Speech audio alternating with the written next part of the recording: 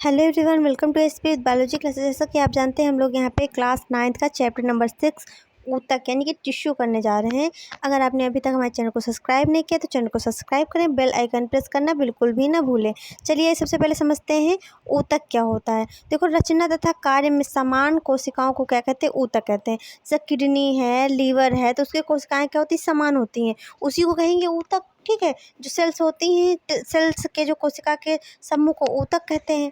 ठीक है, और ऊतक से बनते हैं अंग का निर्माण होता है। तो ऊतक होते हैं रचना तथा कार्य में समान कोशिकाओं को क्या कहेंगे? ऊतक कहेंगे। पौधों में, जंतुओं में ऊतक होते हैं, तो पौधे भी तो ऊतकों से मिलकर के बने होंगे ना।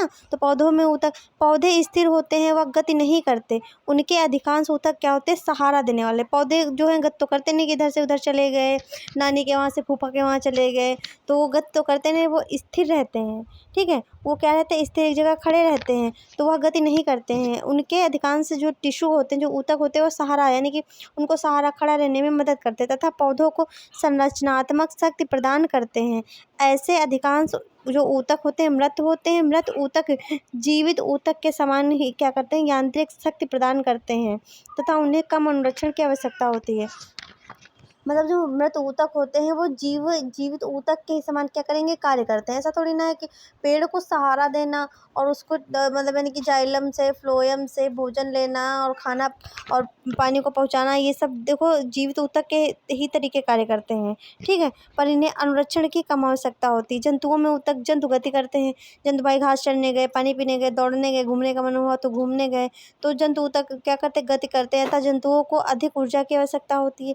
जंतुओं को जो अधिक, जो चलने फिरने में, बोलने में ज़्यादा ऊर्जा जो होती है नष्ट होती है। अब यहाँ पे हम बोल रहे हैं तो ऊर्जा तो लग रही है ना, तो इनको अधिक ऊर्जा की आवश्यकता होती है। उनके अधिकांश ऊतक क्या होते हैं? जीवित होते हैं, क्योंकि इनके अधिकांश ऊतक क्या होते हैं?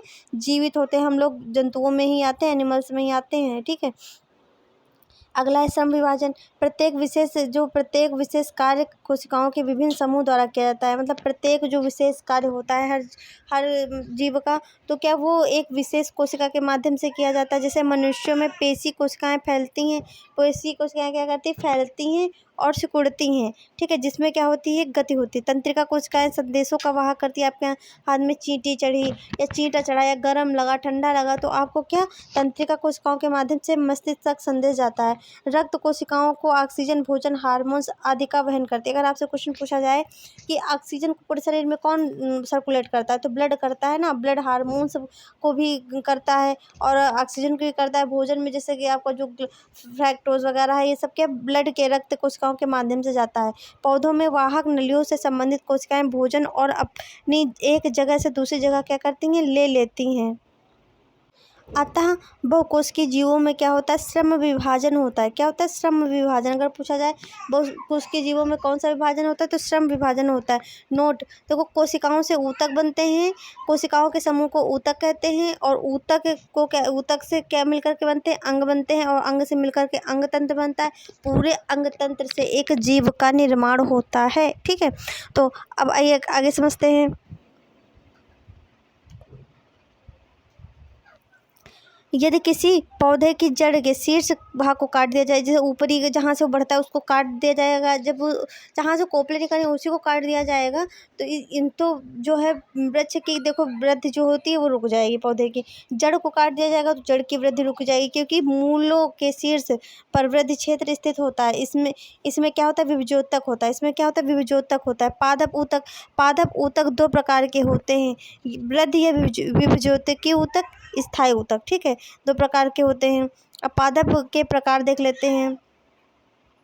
वृद्धि या वृद्धि अथवा विभजोतक क्या होता है? तो देखिए, पौधों की वृद्धि कुछ निश्चित क्षेत्र में ही होती है। ऐसे क्षेत्रों में क्या होता है? विभजोतक पाया जाता है। जैसे जहाँ पे कोपले होती हैं, ऊपर जाता है, वहाँ पे क्या पाया जाता है? विभजोतक पाए जाते हैं। ऐसे क्षेत्रों में विभजोतक पाए जाते हैं। विभजोतक ऊतकों को उनकी उपस्थित वाले क्षेत्र के आधार पर इन्हें क्या? शीर्षक, कैम्बियम, पार्श्व तथा अंतर्विष्ट भागों में क्या किया गया है? वर्गीकृत किया गया। विभजोतक की कोशिकाएं प्रारंभ में क्या होती हैं? बढ़ती हैं और परिपक्व होती हैं। इनके गुणों को धीरे धीरे क्या होता है? परिवर्तन। इनके जो गुण होते हैं इनमें धीरे धीरे क्या होता है? परिवर्तन होता है। विभजोतक ऊतक की कोशिकाओं की विशेषताएं क्या होती हैं? कोशिकाएं छोटी तथा पहले पतली भित्त वाली, अत्यधिक क्रियाशील होती हैं। कोशिका का द्रव कैसा होता है? घना होता है, यानी कि गाढ़ा होता है। और जो धानियाँ होती हैं वो कम, देखो क्या होती है, धानियाँ जो होती हैं छोटी और अनुपस्थित होती हैं। इनका जो केंद्र का अपेक्षाकृत बड़ा होता है, जो इनका केंद्रक होता है वो अपेक्षाकृत बड़ा होता है। कोशिकाओं के बीच-बीच क्या होता है, अंतर कोशिकाएँ होती हैं।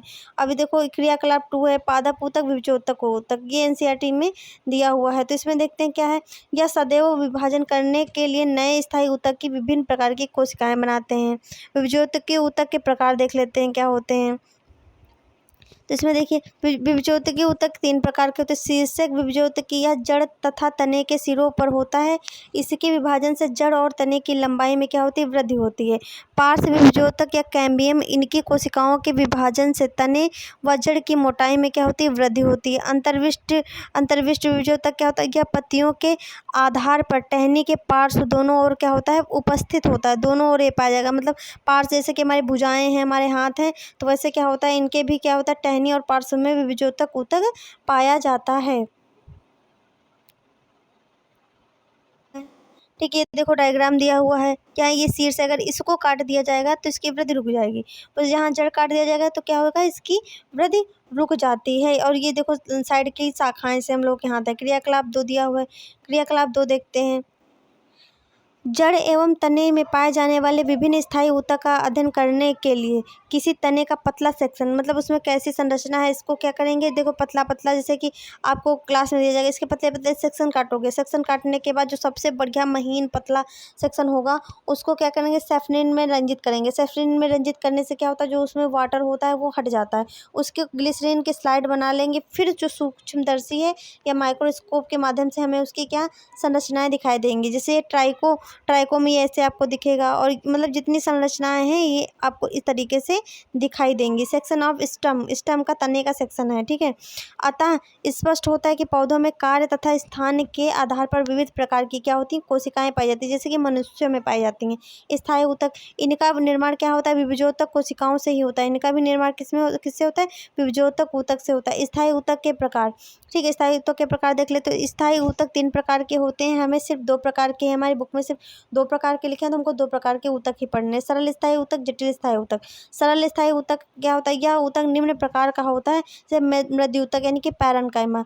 यह ऊतकों के कोमल अंगों में पाया जाता है। पहली बात तो इसकी कोशिकाएं सजीव समव्यापी बंधन युक्त पतली भित्ति वाली गोल होती हैं, अंडाकार होती हैं और बहुभुजाकार होती हैं। इनके बीच अंतरा कोशिकीय स्थान पाया जाता है। इसमें क्या जल व खाद्य का क्या होता है, संरक्षण होता है।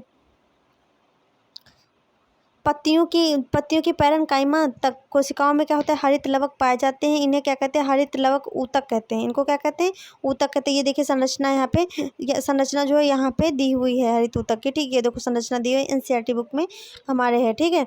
अब जलीय पौधों में देखिए, जलीय पौधों में पैरेन्काइमा कोशिकाओं के मध्य हवा की बड़ी बड़ी क्या होती है, गुहिकाएँ होती हैं। जलीय पौधों में पैरेन्काइमा कोशिकाओं के मध्य क्या होता है, हवा की बड़ी बड़ी गुहिकाएँ होती हैं, जिसके कारण जलीय पौधों में क्या होता है, पानी रहता है, ठीक है। क्या होता है, जलीय पौधों में जो होता है पानी रहता है, हैं। और क्योंकि इसमें हवा भरी होती है इन कोशिकाओं में, तो इसी वजह से इनके क्या कहते हैं, एरेन्काइमा ऊतक कहते हैं, ठीक। क्या कहते हैं, एरेन्काइमा ऊतक कहते हैं। स्थूल कोण ऊतक यानी कि कोलेनकाइमा पढ़ना, यह पैरेन्काइमा का क्या है, परिवर्तित यानी कि बदला हुआ रूप है। इसकी कोशिकाओं के कोनों पर सेलुलोज व पैक्टिन की अधिक मात्रा एकत्रित होती है, ठीक है। इसी वजह से क्या होता है, इनके कोनों पर क्या होती है, कोशिका भित्ति अधिक मोटी होती है, ठीक है। इनके कोनों पर क्या होती है, कोशिका भित्ति अधिक मोटी होती है, ओके। अब देखो क्या होता है, अब इसमें देखते क्या है, इसका कार्य क्या होता है, इसका कार्य होता है पौधों को यांत्रिक शक्ति प्रदान करना। यह ऊतक होते हैं वह पौधों की त्वचा के नीचे तथा पत्तियों के पर्वंत पर स्थित होते हैं, ठीक है। ये देखिए इनकी संरचना, इनके साइड में जो होता है पैक्टिन नामक जमा होता है, तो साइड के क्या होती है, कोशिका भित्ति जो होती है वो मोटी होती है। पैरेन्काइमा तथा कोलेनकाइमा में अंतर। पैरेन्काइमा और कोलेनकाइमा में अंतर। पैरेन्काइमा कोशिकाएं पतली भित्ति वाली व समव्यापी होती हैं। कोशिका भित्ति पर पैक्टिन का जमाव नहीं होता है। अंतर कोशिका के स्थान होता है, ठीक। अंतर कोशिकीय क्या होता है, स्थान होता है। इसका मुख्य कार्य होता है खाद्य पदार्थों का संग्रह करना, ठीक है। कोशिकीय पतली भित्ति वाली समव्यापी होती हैं। कोशिका भित्ति पर पैक्टिन का जमाव इसमें नहीं होता है। इसमें अंतर कोशिकीय स्थान होता है। इसका मुख्य कार्य क्या होता है, खाद्य पदार्थों का संग्रह करना। कोलेनकाइमा क्या होता है, कोलेनकाइमा क्या होता है? तो देखिए कोलेनकाइमा जो होता है कोशिकाएं मोटी भित्ति वाली लंबी होती हैं। कोशिका भित्ति पर पैक्टिन का जमाव होता है। इसका मुख्य कार्य जो होता है पौधों के कोमल अंगों को क्या लचीलापन व दृढ़ता प्रदान करना होता है। क्या होता है? लचीलापन और दृढ़ता प्रदान करना होता है। ओके, अब स्केलन का जो स्केलेनकाइमा का क्या होता है? स्केलेनकाइमा कोशिकाओं की कोशिका भित्ति पर लिग्निन के जमा होने के कारण मोटी हो जाती है। इसका कार्य जो होता है पौधों को यांत्रिक शक्ति प्रदान करना होता है। कोशिकाएं मृत्यु होती हैं। स्केलेनकाइमा 2 प्रकार के होते हैं। स्केलेनकाइमा रेसे, ठीक, क्या होता है? स्केलेनकाइमा रेसे, ये देखो इनकी संरचना देखो, संकीर्ण ल्यूमेन है और इसको लिग्निफाइड कहेंगे यानी कि स्थूलित कोशिका भित्ति कहेंगे। ये संरचना होती है सरल छिद्र युक्त होती है, ठीक है। अब रेसे देख लेते कैसे होते हैं। तो यह निर्जीव लंबे सक्रिय तथा दोनों सिरों पर कैसे होते हैं? न्यूक्लियर होते हैं, जैसा कि आपने बी चित्र में देखा है। जैसे पटवा, पटसन, अलसी भाग व नारियल के रेसे 23 से 25 सेंटीमीटर तक लंबे होते हैं। इनका कार्य पौधों की मजबूती प्रदान करना होता है। दृढ़ कोशिकाएं क्या होती हैं? दृढ़ कोशिकाएं क्या होती हैं? तो देखो यह निर्जीव गोल अंडाकार होती हैं। कोशिकाओं के बीच कोई आंतरिक स्थान नहीं होता है। लिग्निन के जमा होने के कारण कोशिका भित्ति क्या होती है? चारों ओर मोटी सी होती हैं। जैसे दृढ़ कोशिकाएं नाशपाती के गूदे, बादाम व अखरोट के छिलके तथा वृक्ष की छाल पे पाई जाती हैं। यह पौधों के विभिन्न अंगों को क्या करती है? दृढ़ता यानी कि मजबूती प्रदान करती हैं। ओके, अब देखो स्थूल कण तथा दृढ़ ऊतक में अंतर। स्थूल कोण इसकी कोशिकाएं सजीव होती हैं। कोशिका भित्ति पर पैक्टिन का नियमित जमाव होता है। पौधे के कोमल अंगों को दृढ़ता व लचीलापन प्रदान करते हैं। दृढ़ ऊतक क्या होता है? इसकी कोशिकाएं निर्जीव होती हैं। कोशिका भित्ति पर लिग्निन का अनियमित जमाव होता है। इसमें नियमित होता है, इसमें अनियमित जमाव होता है। ठीक, पौधों के विभिन्न अंगों को यांत्रिक शक्ति प्रदान करती हैं। ये हम लोग का पार्ट फर्स्ट हो गया है। अगर आपको हमारी क्लास अच्छी लगी तो मेरे चैनल को लाइक, शेयर एंड सब्सक्राइब करें। आपके सपोर्ट की बहुत ही ज़रूरत है क्योंकि हम बहुत मेहनत करते हैं और हमारे वीडियो पे बहुत ही कम व्यू आते हैं। अगर आपके एक शेयर और एक लाइक से किसी के चैनल अगर उठता है तो आपका बहुत बहुत ही आभार होगा, धन्यवाद होगा। Thanks for watching. मिलते हैं नेक्स्ट क्लास में।